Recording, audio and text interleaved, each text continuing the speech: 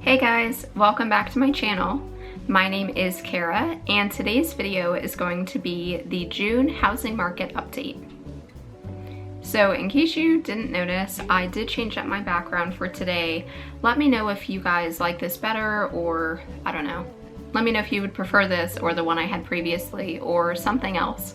I'm definitely open to suggestions, so leave me a comment and let me know. But let's get into today's video. So I've broken this up into 3 different categories, those being listings, price, and mortgages. So let's start with listings. I'm going to put a chart up on the screen that's going to show you the number of homes for sale since 1999. As you can see, there was a peak in 07 and 08, and since then, the number of homes for sale has actually been decreasing. It's currently at the lowest rate we have seen since 1999. Additionally, in April, 47% of homes that were on the market had an offer accepted in less than a week. If you have been on the market recently, this statistic probably doesn't surprise you that much. Especially if you're a home buyer out there, you've probably noticed that if there's a home you're interested in, you have to take a look at it, either the day it comes on the market or the day after, at least in Asheville, but I know it's like that in a lot of different places around the country. Something I get asked a lot is, why is the inventory so low? And there's a statistic that not many people know about, and that is in the early 2000s, people were moving on average every 4 years or so. Nowadays, this number is more like every 8 years. So just in the last 20 years, people have been staying in their homes twice as long.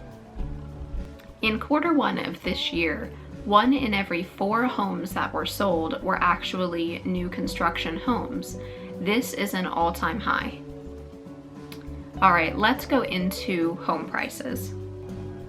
I'm going to put a chart up on the screen that I will say is not the happiest of charts, but it is something that's important to keep in mind.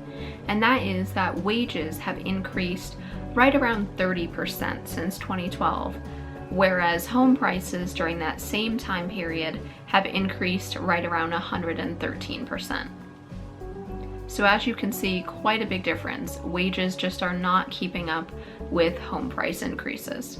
Additionally, in May, 51% of homes sold for above list price.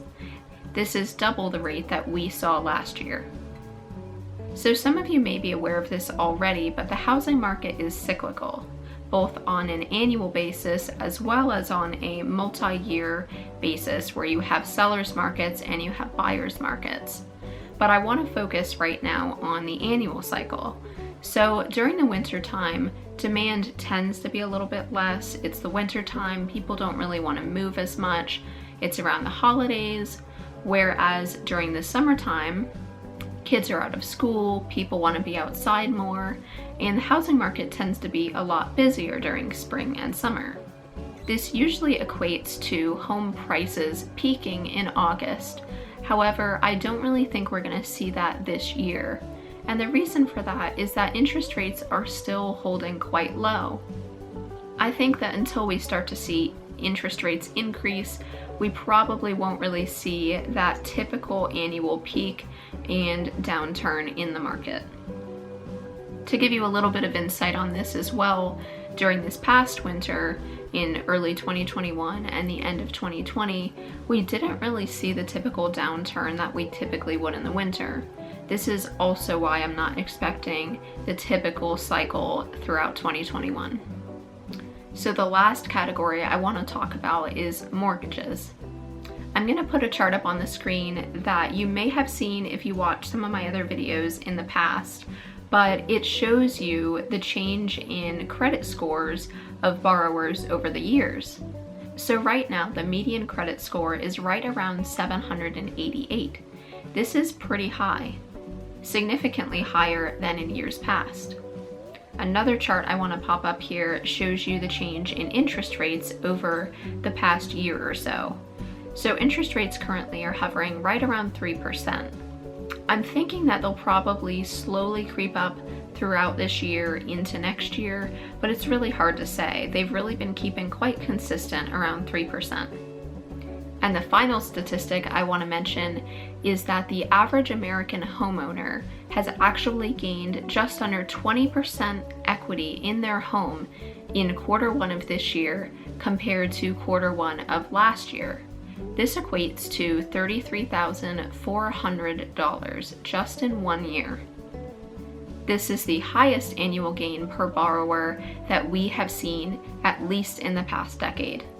So that about covers it for today, guys. I quickly want to mention too, before I sign off, that if you would like a copy of my free home buyer guide, definitely reach out to me and let me know. It is an 11-page step-by-step guide that shows you everything you need to know about the home buying process, as well as a little template at the end that will help you figure out what exactly you are looking for in your next home. So again, it's completely free. I will leave my contact info at the end of this video, as well as in the description box below. So reach out to me and I will be happy to email that over to you. Don't forget to subscribe, hit the like button, share this video with anyone you think might be interested in it, and leave me a comment and let me know what you would like to see in future videos. I love hearing from you guys and chatting with you. So that is everything for today. I will see you very soon in the next one.